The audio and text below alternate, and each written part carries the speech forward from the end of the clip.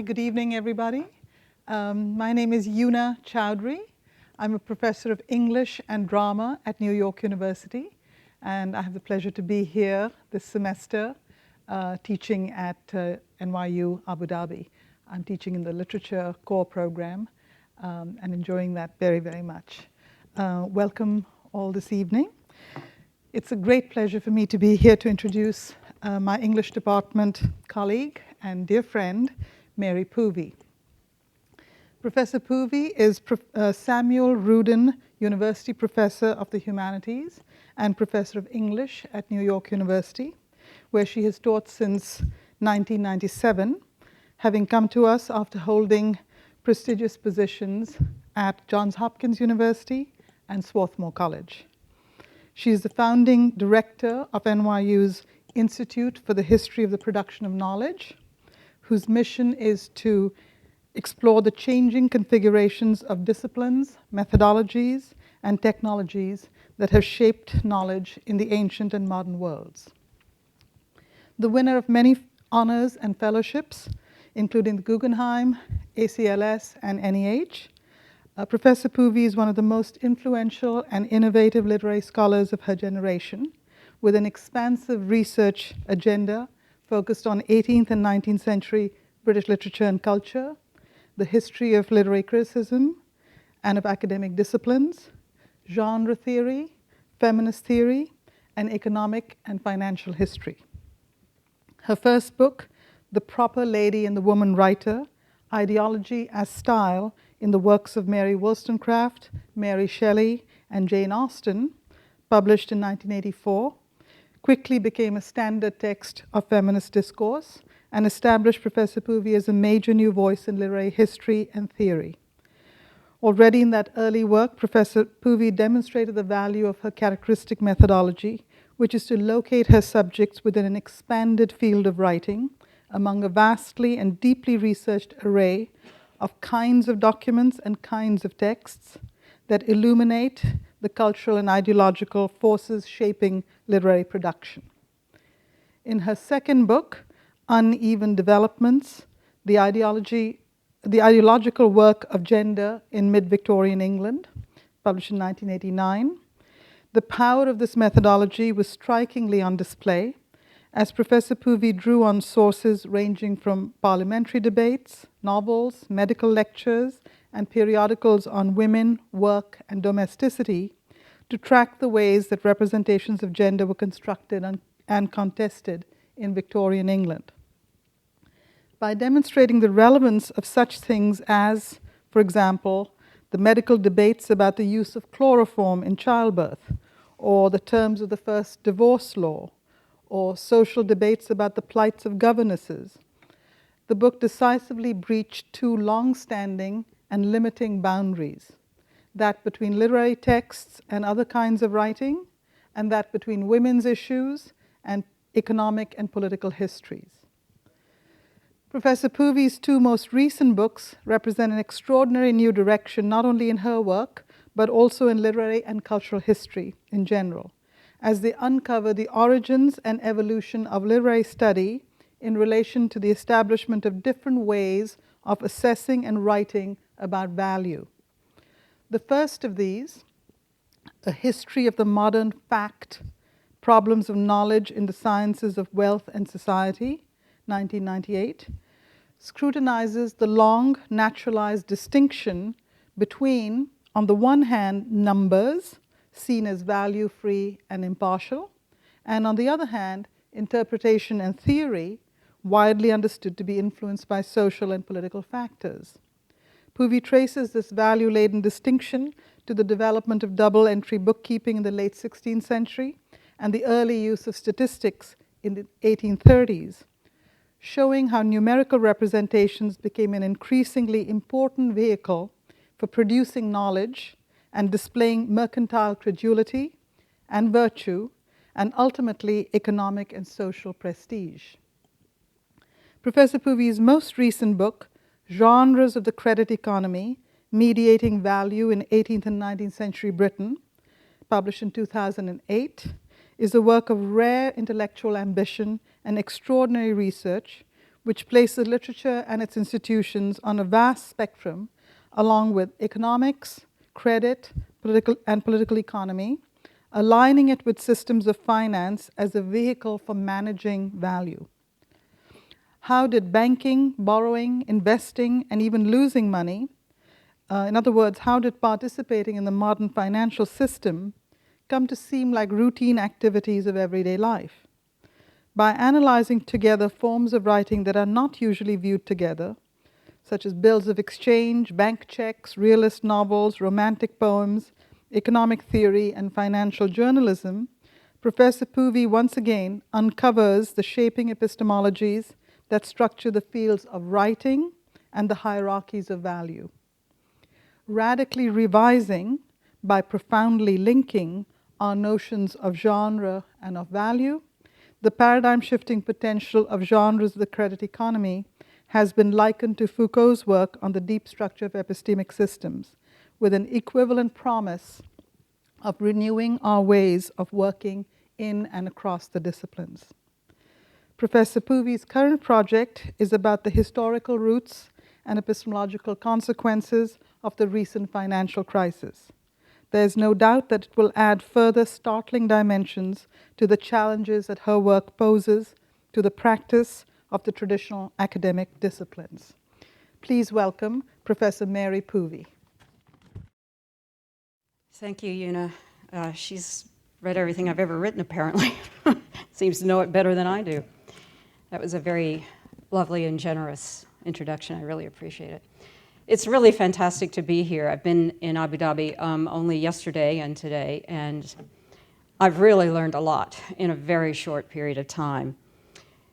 So one of the things I've learned since I've been here is how Anglo-American the talk I'm about to give is, and I have to bracket this talk by saying that when I get a chance to come back here and do future work on this subject, I will provide the missing context of an alternative story which would come out of Islamic banking. I realize that to talk about the global financial crisis as if it affected all the countries in the world in the same way assumes that all banking systems are alike. It assumes that the degree of financial interconnectedness of all countries is identical, and it also assumes that the histories of Britain and the US can explain the rest of the world. But it's obvious just in the little time I've been here that Abu Dhabi in particular has not suffered in the same way that particularly Southern Europe and the United States have suffered. So if I were to teach the course in financial literacy that I stayed up all night imagining with the excitement of all the people I met yesterday and anticipated meeting today, I would add into the story I'm about to tell a component that made it clear that these particular Anglo-American developments occurred within a larger context in which they were contested. The lecture is framed by a discussion of liberalism, which is in some ways a side issue in this talk, but introducing liberalism and neoliberalism enables me to make the connection between the 19th century and the 21st century, which I wanted to make in the paper. And it also reminds us that according to both liberalism and neoliberalism, the economy has laws of its own, as opposed to another view of the economy, which would say that the economy ought to be governed by laws outside of it.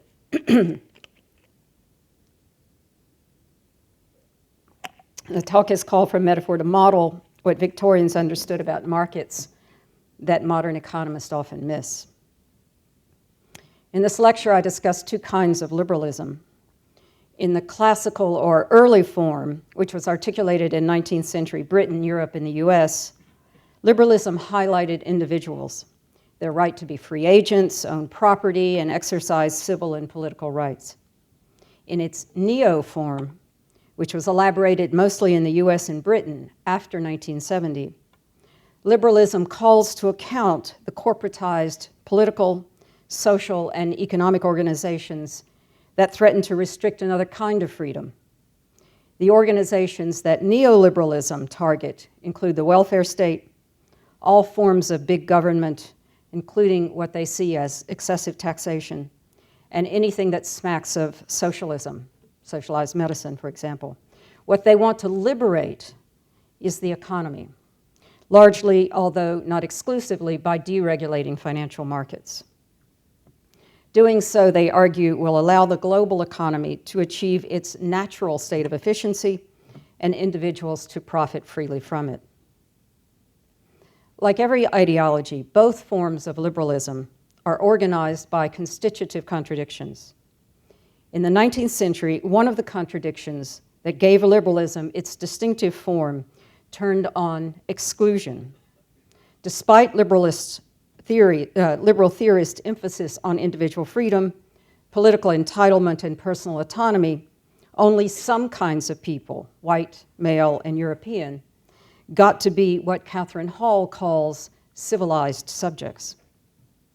One of the characteristic contradictions of neoliberalism, by contrast, involves the nature of individualism itself, or more precisely, the relationship between the individual agent and the dynamic of those larger systems in which individuals operate, especially the market.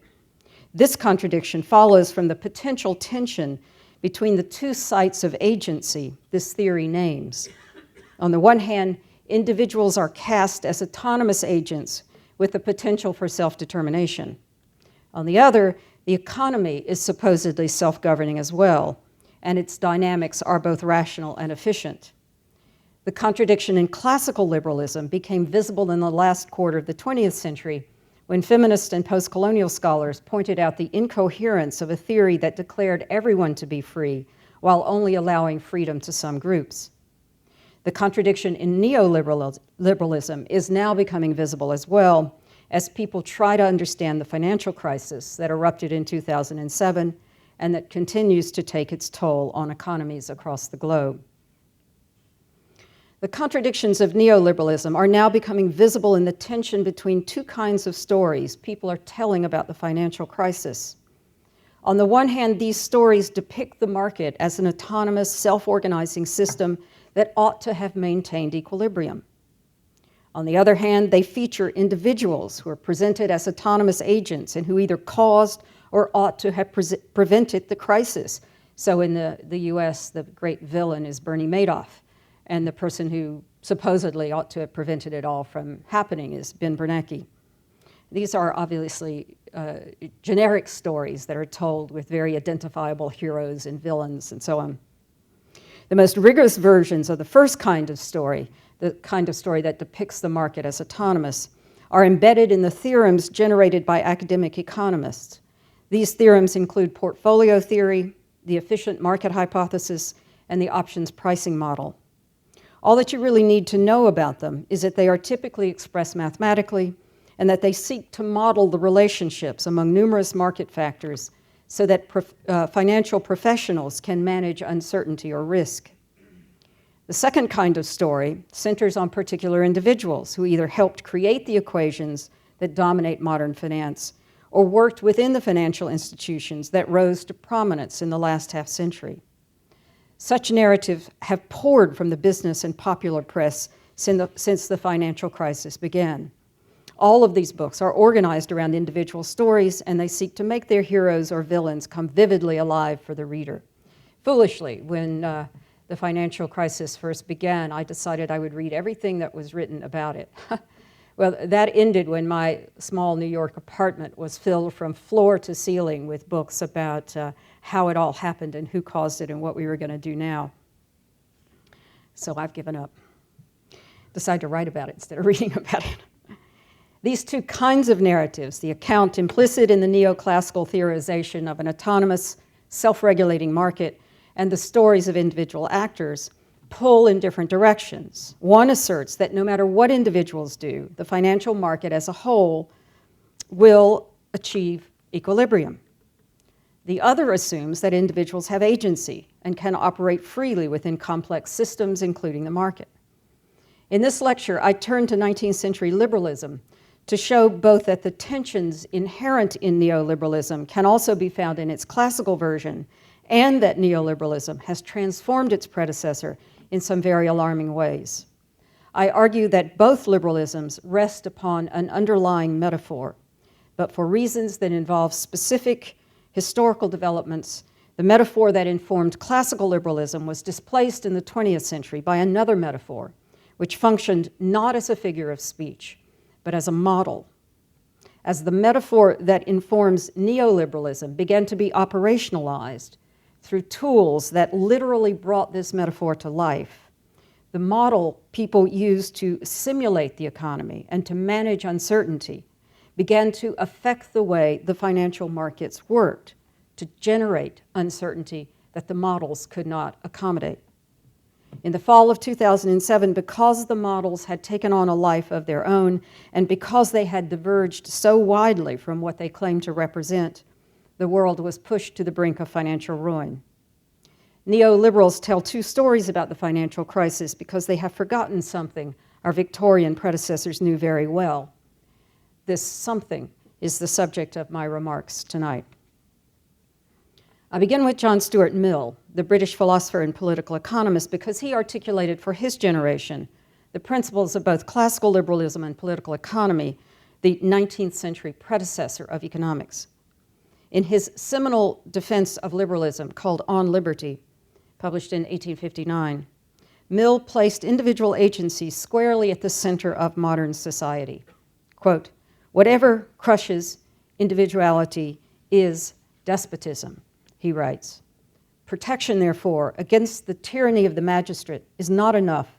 There needs to be protection also against the tyranny of prevailing opinion and feeling, against the tendency of society to impose, by means other than civil penalties, its own ideals and practices as rules of conduct on those who dissent from them, to fetter the development and, if possible, prevent the formation of any individuality not in harmony with its own ways," end quote. Even though Mill emphatically endorsed individualism and implied that individuals could and should be free agents, he also realized that individuals both belong to larger groups and sometimes need to be studied as parts of what he variously called the collective body, the collective character, the social body, and the social organism. This last phrase reveals that the metaphor that underwrote Mill's understanding of social groups and social systems was an organic one. Even though the metaphor was organic, Mill knew that the sciences his contemporaries used to examine the collective body could not attain the rigor achieved by sciences that use the experimental method, like physics. The method Mill called social statics, which he described in the 6th book of his System of Logic, and which included political economy, had to rely on philosophical deduction and historical observation because no artificial experiments were possible in the study of the social body. In his Principles of Political Economy, we see that deduction and historical observation also informed political economy. We also see how Mill used his foundational metaphor to compensate for the relative immaturity of political economy. So here is Mill on the commercial crisis of 1848, which England had just begun to experience as Mill was completing his book. And as I read this, I will point out some of the parallels between this and the crisis that began to unfold in 2007. Quote, "In certain states of the public mind," hear that phrase, the public mind. "In certain states of the public mind, examples of recent increase of fortune call forth numerous imitators." The rich get rich and everybody wants to imitate them. "And speculation not only goes much beyond what is justified by the original grounds for expecting a rise in price, but extends itself to articles in which there never was any such ground." So housing prices begin to go up, and then the prices of other things in emulation of those prices begin to go up. "These, however, rise like the rest as soon as speculation sets in. At periods of this kind, a great expansion of credit takes place. Bankers begin to extend mortgages to people who in past years wouldn't have been considered eligible for mortgages.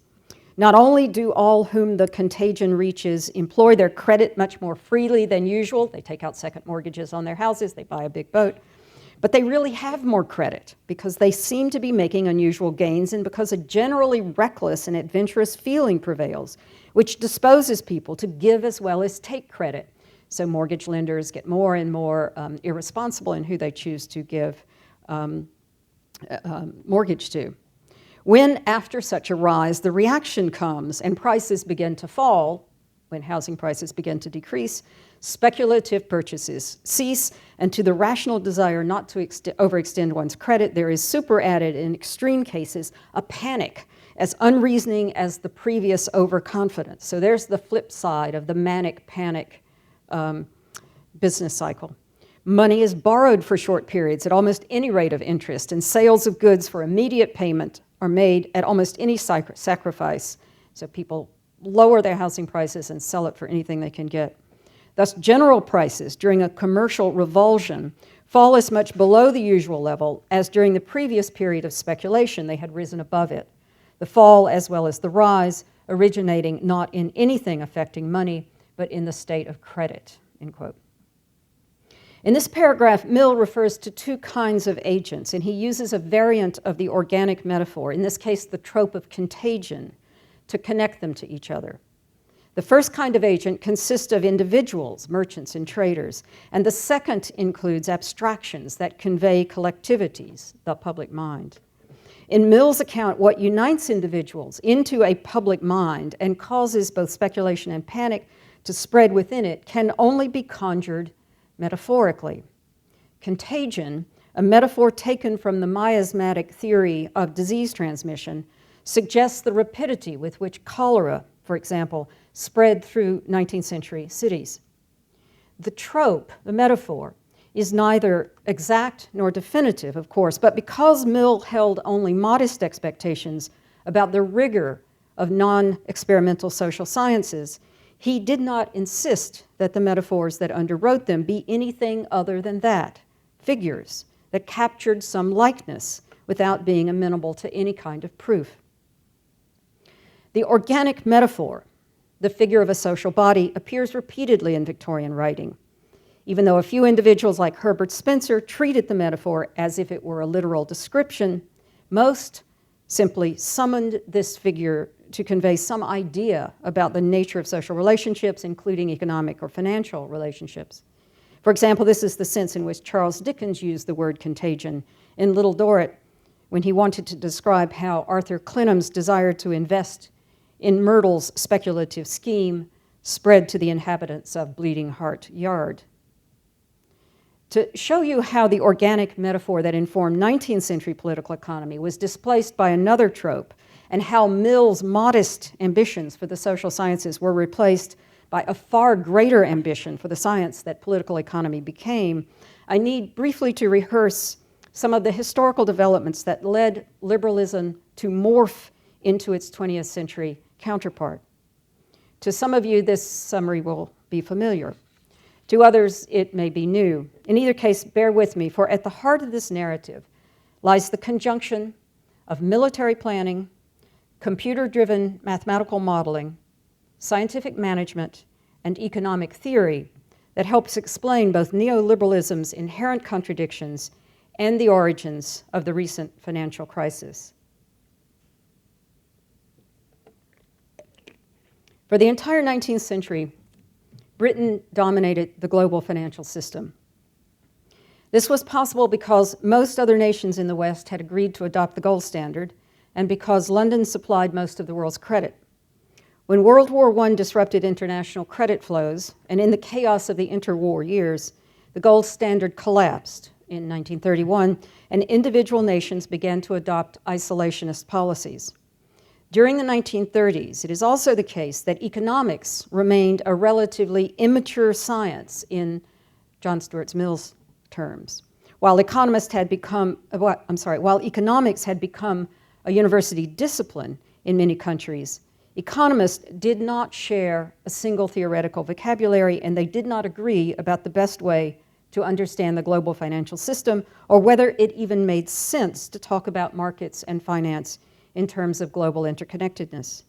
To use the terms I have just applied to Mill, economists lacked a unifying metaphor. When one economic theory did push its rivals aside, beginning in the 1940s, the metaphor that triumphed came from physics by way of the military deployment of scientific expertise. Both during and after World War II, this deployment was organized by a non-academic, mathematical enterprise called operations research, or OR.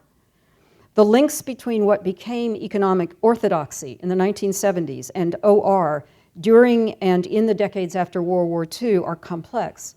But as Philip Miralski tells this story in a really wonderful book called Machine Dreams, neoclassical economic theory was an amalgamation of three schools of economic thought, which were developed respectively at the University of Chicago, in the extramural Cowles Commission, and at MIT. And I think this is a uniquely American contribution, for better or for worse, to the history of finance. Miralski argues that contributors to all three economic schools had ties to operations research and the institutions in which this work continued after the war ended. Thus, the Chicago School had its roots in the statistical research group of the Applied Mathematics Panel, which worked on problems involving ordnance and warfare. The econometrics elaborated in the Cowles Commission was indebted to the Air Force think tank RAND, and MIT economics was incubated at the Radiation Laboratory, where wartime radar was developed. The differences among these three schools of economic theory are less important to this story than are their shared roots in operations research and the way they eventually fused. Operations research, which was originally developed in Britain, then imported to the US in the early 1940s, uses mathematical modeling to produce optimal solutions to complex problems, like how to coordinate command, control, and communications and information in a military situation. Basically, OR looks for quantifiable variables in a phenomenon or system, which is assumed to be closed. It posits a simple as-if objective function for the phenomenon under investigation so that data can be collected on the derivatives of this function, scales up from individual instances to larger units, and uses statistics to address any lingering uncertainties and unknowns in the problem. During the war, this technique was used to manage and deploy air, ground, and sea resources by treating combat as a problem in logic. After the war, those trained in OR began to treat politics and the economy as logic problems too. And in the work of John von Neumann and others, the strategies of OR were expanded to include game theory, mathematical formalization, systems analysis, linear programming, and computational innovations. Most importantly, von Neumann promoted the computer as both tool and exemplar of organizational rationalization.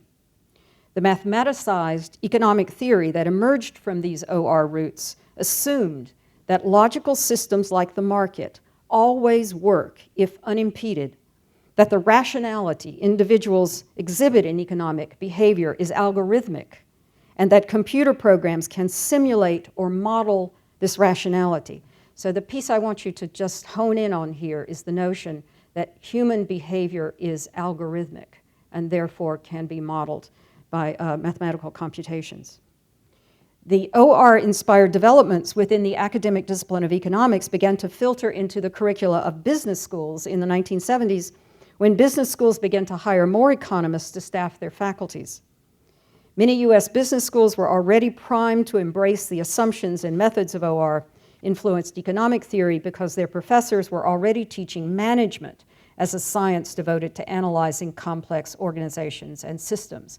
So in the history of this version of economics, the first science to be understood as an OR-like science was management theory, and then economic theory got loaded onto that.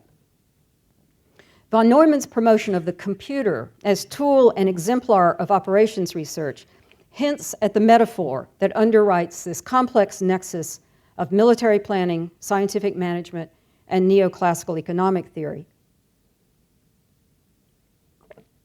Over the middle decades of the 20th century, various theorists offered numerous formulations that hint at this metaphor: cybernetics, information, organized complexity, algorithmic rationality. Whatever term we settle on, and I prefer cybernetics, the metaphor invokes an analytic method that simulates reality, This analytic method is characterized by the use of formal logic, mathematical formalization, game theory, and systems analysis. It treats the complex phenomenon it analyzes as a closed system whose components interact with each other in complex ways as they tend toward equilibrium. One characteristic dynamic of this system entails various feedback mechanisms that learn from the system's mistakes or inefficiencies.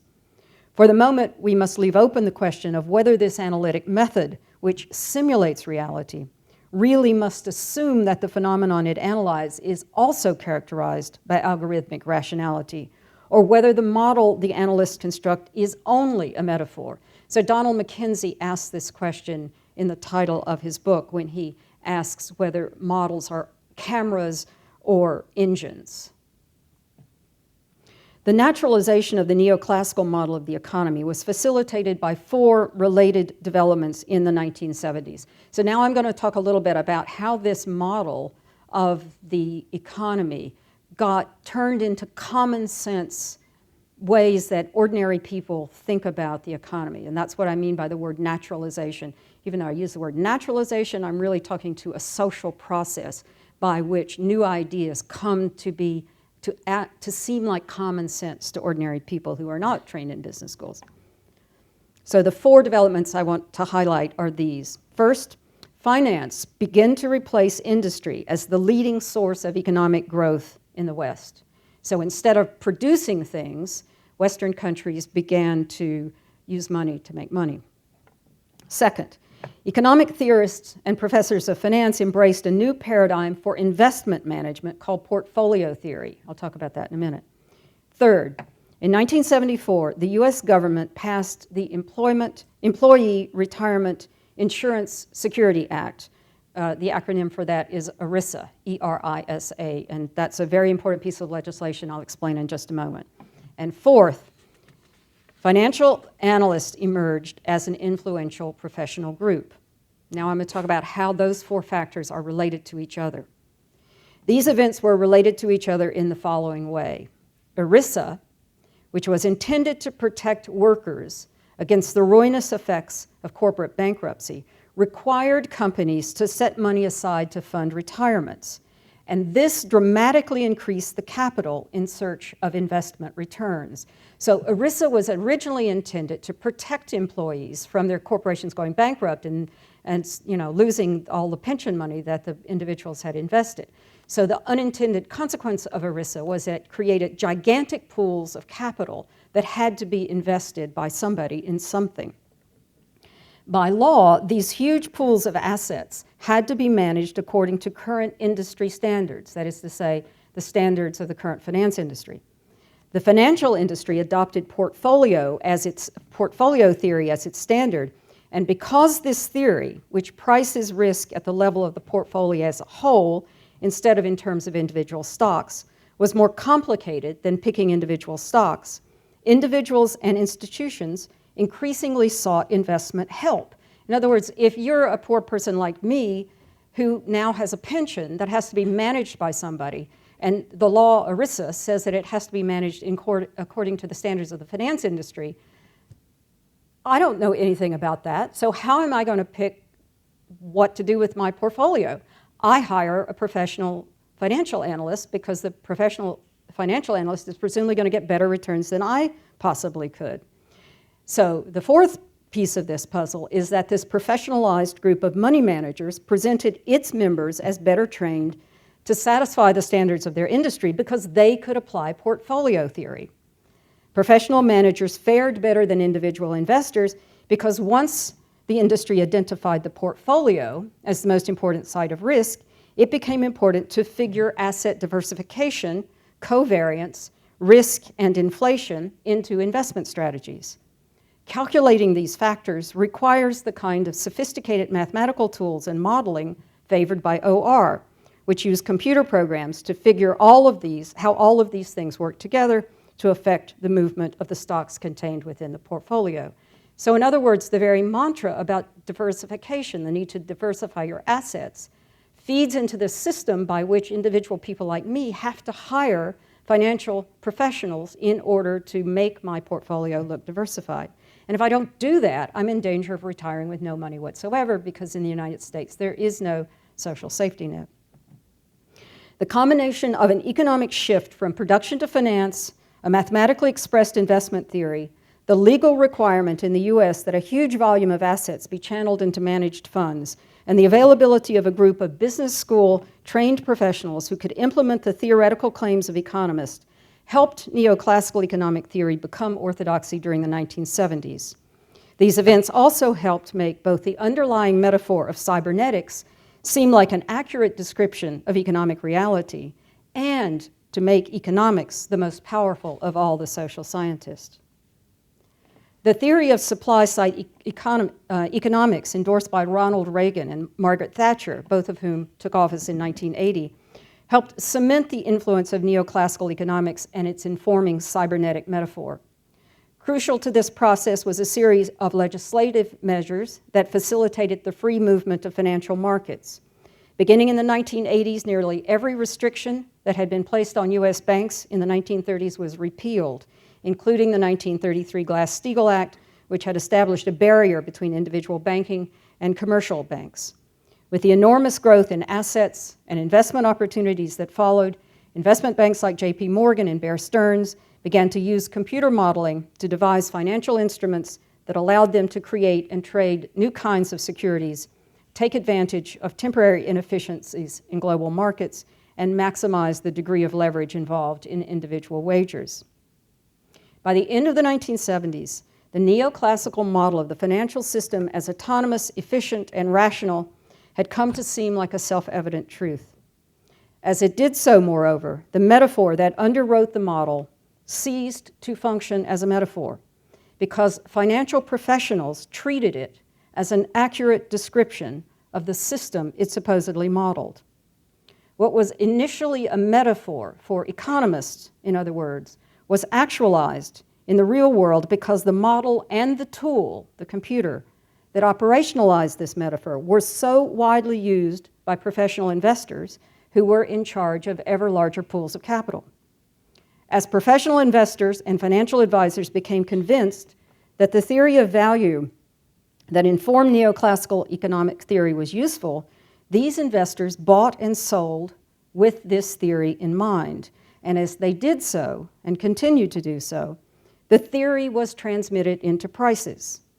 These prices might seem to express facts about an autonomous market and the tendency of prices to reflect all the information that's available, but they actually reflect primarily the model of value that investors are using.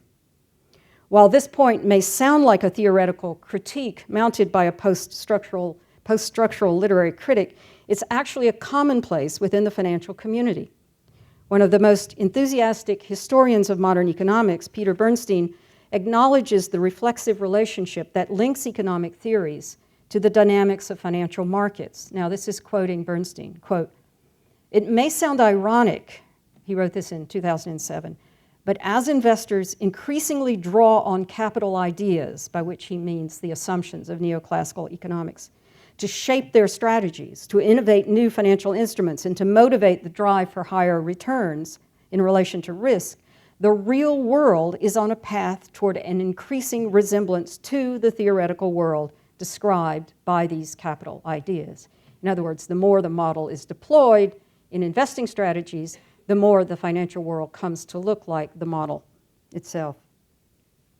We can explain the success of the cybernetic model both by noting that it was compatible with the way that economists understood their theoretical work as scientific, and by recognizing that it gave intellectual credibility and an expressly financial content to OR-influenced financial managers who had also begun to identify themselves as members of a professional group.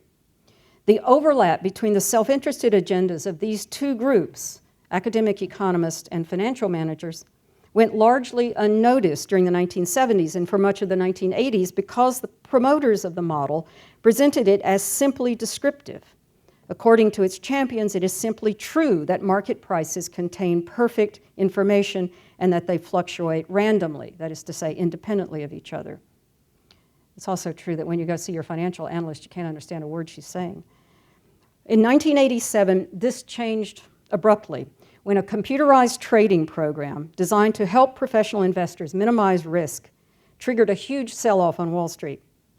On October 19th of that year, the Dow Jones Industrial Average dropped 508 points. At 23%, this represented the single worst day in the history of the US financial market. This collapse was sparked by traders' use of a software program which priced portfolio insurance and which was created and marketed by Leland O'Brien Rubinstein, which is acronym is LOR. In 1987, LOR directly managed $5 billion in employee pension funds. Other money managers who had licensed this proprietary software controlled an additional $45 billion. So $50 billion worth of pension funds were being controlled by essentially one software program. The program was intended to protect clients' portfolios during a down market, but because the LOR program was keyed to the pervasive forces of the market, it was inevitable that a sufficiently large number of positions, hedged according to the same algorithm, would affect the market. On October 19th, this is exactly what happened. The trading model directed fund managers to sell, and when they all dumped stock at the same time, the Dow plummeted. While US regulators soon outlawed this particular form of portfolio insurance, they did not question the risk model LOR had used or the reflexive nature of the relationship between the model and the market. By reflexive, I mean that the model begins to have an impact on that which it purports to describe. Another version of this dynamic helped spark the financial crisis that began to unfold in 2007. Once again, computer-driven models and the products based on these models played a significant role in these developments. Once more again, the models were deployed in such a way as to influence the market they were theoretically supposed to describe. This time, the products involved were not simply software programs like LOR's portfolio pricing program, but an entire array of structured investment products, including various kinds of derivatives, credit default swaps, which were insurance contracts created to insure against the default on structured investment products, and assorted synthetic securities. Now, at the height of the securities boom, it was possible to create securities out of bundles of securities that had no underlying source of value whatsoever. These were called synthetic securities. One kind of derivative, the kind that sparked the crisis, consisted of mortgage-backed securities, groups of mortgages that investment analysts had bundled together, then metaphorically sliced into tranches that carried electronically calculated, mathematically differentiated degrees of risk and rates of return. Individual mortgages had historically offered little appeal to investors because borrowers could pay them off at any time. But when offered as slivers of a computer-generated product composed of parts of numerous mortgage debts, derivatives based on mortgages offered precisely the kind of risk-specific investment opportunity that large-scale investors had begun to seek. If the model that investment professionals were using had been accurate, as they assumed it was, the combination of risk-distributing strategies and structured investment products might well have created the market perfection postulated by neoclassical theory. Because an infinite number and kind of derivatives could be created in this largely unregulated global market for financial instruments, which didn't need to have any underlying securities, risk could theoretically have been distributed so widely at such tolerable levels and to parties willing to incur so many levels of risk that equilibrium would have been produced in the worldwide financial market. But as we now know, this is not what happened, because the model investors were using was not an accurate reflection of the housing market, but only a model that could simulate, not mirror, the behaviors of people, kinds and degrees of risk, and fluctuations in the real estate market. For mortgage-backed securities to have continued to fuel both the credit of hundreds of thousands of consumers and the voracious appetites of institutional investors, the value of the underlying assets, in this case the houses, and the number of mortgage purchasers would had to have increased forever. In fact, the mathematical model predicted a 6 to 7% increase indefinitely in the price of houses. Once oversupply glutted regional housing markets, prices stabilized, then began to fall, and as mortgage rates began to reset, homeowners began defaulting on their loans. As the number of defaults increased, the assets from which some of even the most highly rated derivatives took their value turned out to be worth less than just plain worthless. The claims against credit default swaps multiplied, and some of the world's most venerable investment banks found it impossible to borrow money. In the fall of 2007, in a domino effect made up of cascading defaults, revelations about balance sheets riddled with toxic assets, and desperate governments' ineffectual attempts to intervene, investment banks began to falter, global flows of credit froze, and previously prosperous companies, even some national governments like Iceland, were forced to declare insolvency. At this point, let me summarize the theoretical point I'm making. Then I will return very briefly to the contradiction in neoliberalism that stories about the financial crisis have exposed. My theoretical point concerns the difference between a metaphor and a model, or more precisely, the difference between knowing that a metaphor is merely a figure of speech and treating the model derived from it as if it were descriptive or an accurate picture of events in the world. A metaphor, as Aristotle defined it, assigns a name or quality of one thing to something else to which this name or quality does not properly belong. The function of a metaphor, as part of rhetoric, is to enhance discourse and spark imaginative thinking in a mode indifferent to both induction and deduction. The function of a metaphor in sociological terms is to help create methodological and theoretical consensus among competing factions of an enterprise so that what is initially an immature because contentious practice can elicit agreement among its practitioners so that the group can attain professional coherence. A model, by contrast, is typically informed by a metaphor or a group of related figures. Indeed, the word model is a metaphor when it's used to apply to a second-order representation, as in mathematical model or options pricing model. That's a metaphor. The analytic function of a model is to simulate some real-world phenomenon. Generally, a model simplifies real-world complexities by eliminating variables deemed irrelevant or by freezing the phenomenon in time. One can reflect self-consciously upon the way a model idealizes, that is to say, departs from conditions in the actual world, and adjust the model accordingly, as Newton did in his Principia. But as long as the phenomenon being modeled exists in time and space, no static model can ever capture it in all its complexity.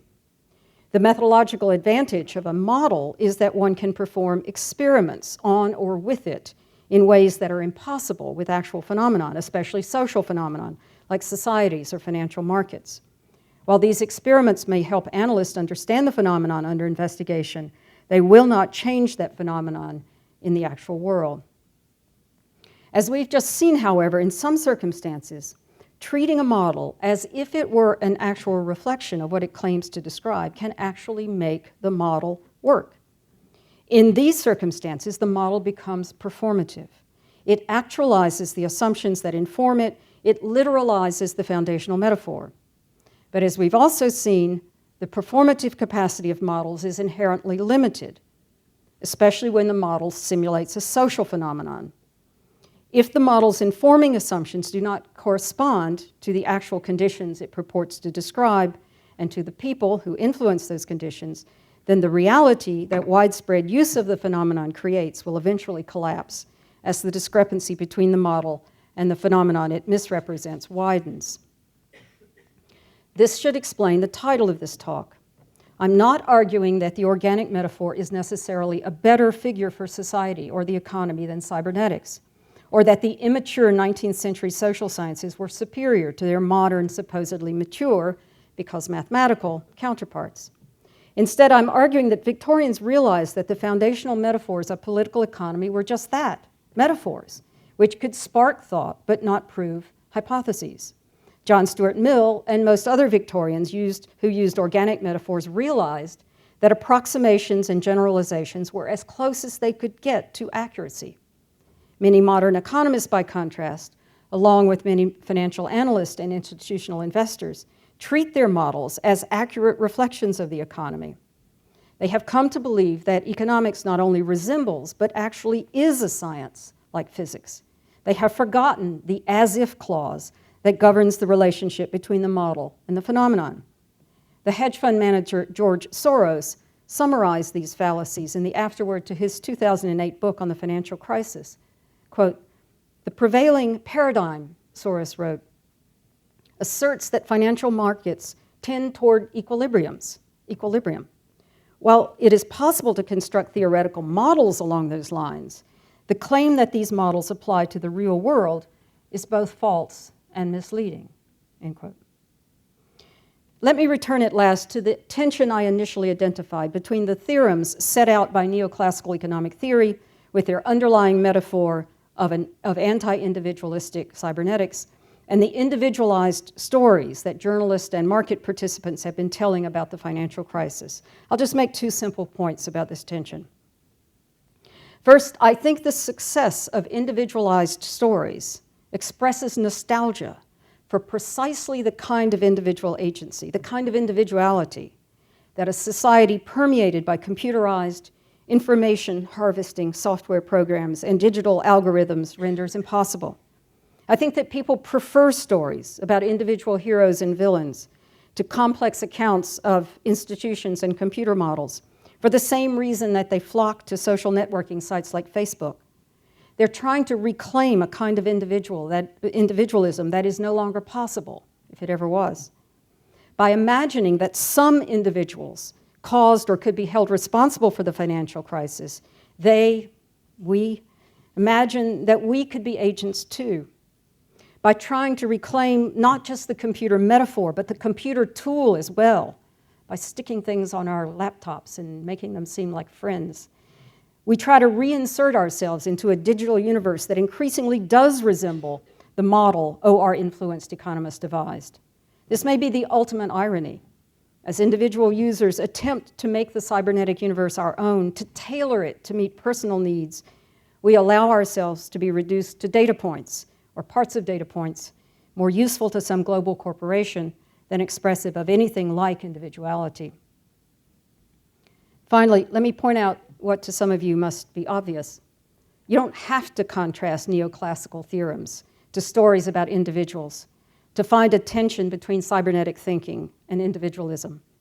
For neoclassical economic theory already contains this tension in the paradoxical relationship between the self-interested individual and the well-being of society as a whole.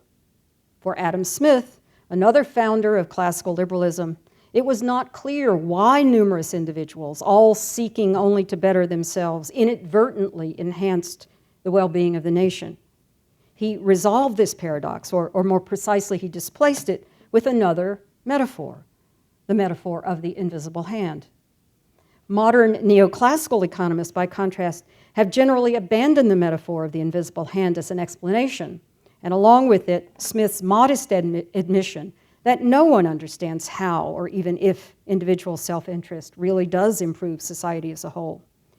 Instead, by asserting that economic theories are both scientific and accurate, many modern economists mask what it takes to square the dream of individual agency with a market cybernetically conceptualized in terms of algorithmic rationality. In order to claim that individuals are free agents in this cybernetic economy, economists have to treat every individual as an instance of the same economic man. They have to declare any motivation that cannot be distilled to self-interest irrelevant. They have to isolate features that can be quantified and functions whose derivatives can be modeled. In such a representation, which claims to be accurate, everything that might be said to preserve the idiosyncrasy of the individual, his body, her fantasies, his dreams, her style, is declared unimportant. Such old-fashioned, individualizing qualities find no place in this cybernetic universe, except, of course, in the ephemera of culture, in the pages of novels and poems, on canvases, and on the stages where actors perform our lives. Thank you.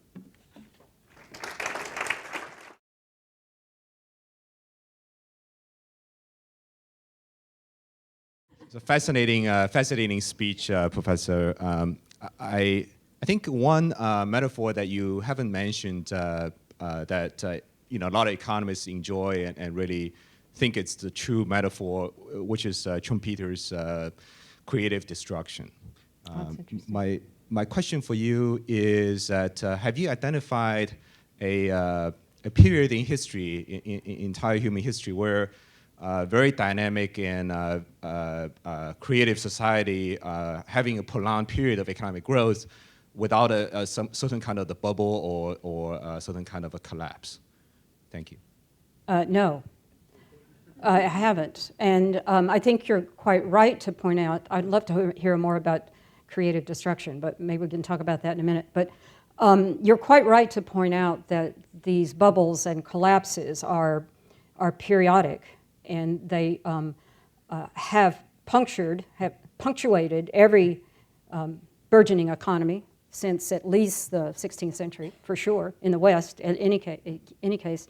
And some economic historians, as you well know, have attempted to either describe specific temporal periods to these, like they happen every 10 years, or every 11 years, or every 11 years and 3 months, or every 11 years, 3 months and 2 days, or they've tried to associate them, correlate them, not just correlate, but causally relate them to phenomenon like sunspots, for example, or fluctuations in the harvest, which was a favorite of William Stanley Jevons in the 19th century, who tried to figure out how the appearance of sunspots could be used to predict boom and bust cycles.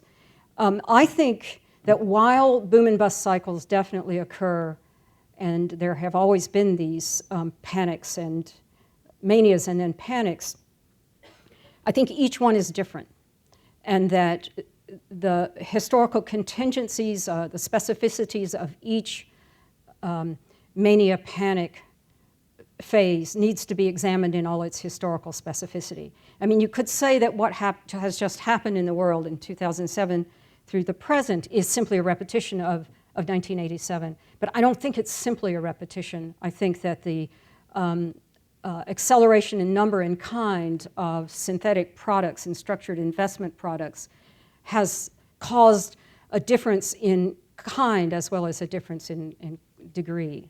So that's what I wish historians would work on more, and what I've been working on is trying to specify what's unique to particular crises like this. I wonder, Professor, which I enjoyed very much, first of all, your speech, because I studied economics and I started as a neoclassical economy, but then studying the corporation, because my research on the multinational corporation, I understood that it's impossible to understand the corporation with the premises of neoclassical economics. Right. So in the evolution of the economic thought from Mills to today, Yep. there are some people, and I think Oliver Williamson's Nobel says who these people are, the so-called, I put it in a brief bracket, in a wider bracket, the behavioral economists, Right. which actually define the individual beyond maximizing goals as the neoclassical economics said it. Because it is this maximization of goals that assumes, as I think Bernanke said, that everybody, for instance, in the economy should have the same purpose. But as economists, as from Oliver Williamson to Herbert Simon said, there are different stakeholders which have different priorities. And basically, people like Liebenstein, who was an economist and then became a psychologist, discussed about the different qualitative elements that drive markets. Right. Being a Greek, I saw that in the Greek financial crisis as well. So Yeah. how much did you incorporate of that in your research? Okay. Thank you.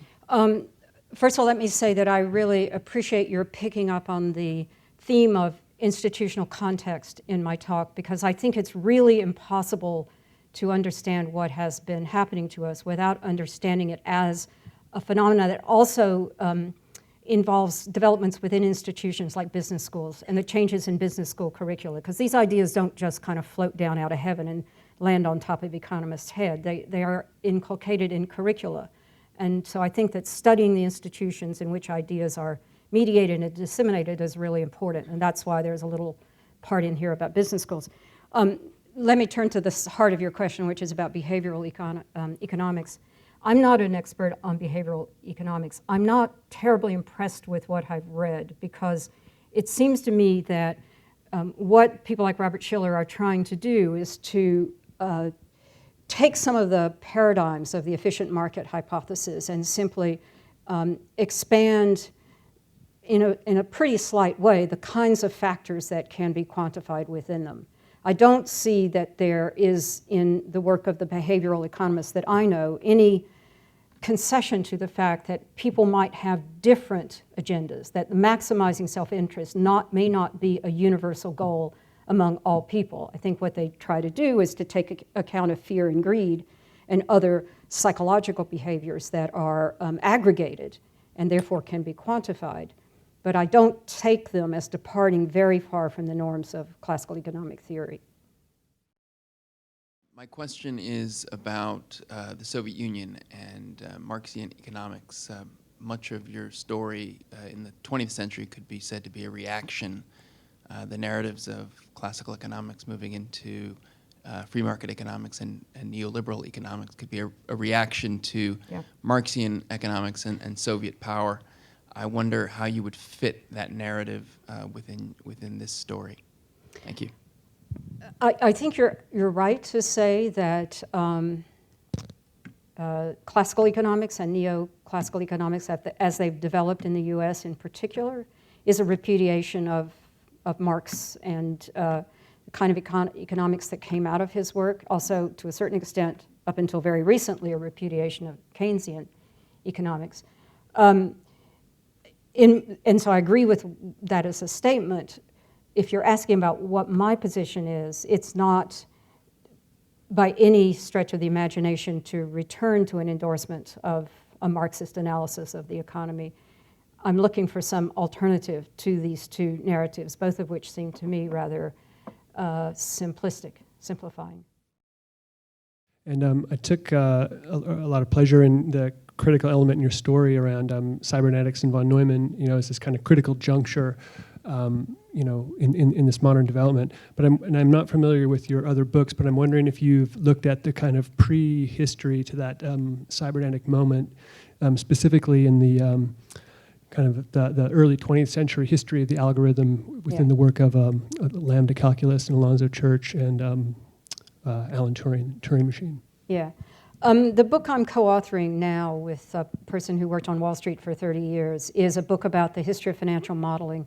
And it begins in the early 20th century, not with Turing and computational algorithms, but with Irving Fisher and his development of a model of values that says that the way that you can mathematically model value is think of it as an income stream that flows from the future, as opposed to an income stream that either comes from land or labor. And so we take this as a kind of moment when coupled with the work of, say, Frank Knight on uncertainty or risk, as a moment at which these kinds of maximization of profits in conditions of uncertainty or risk come to be mathematically modeled.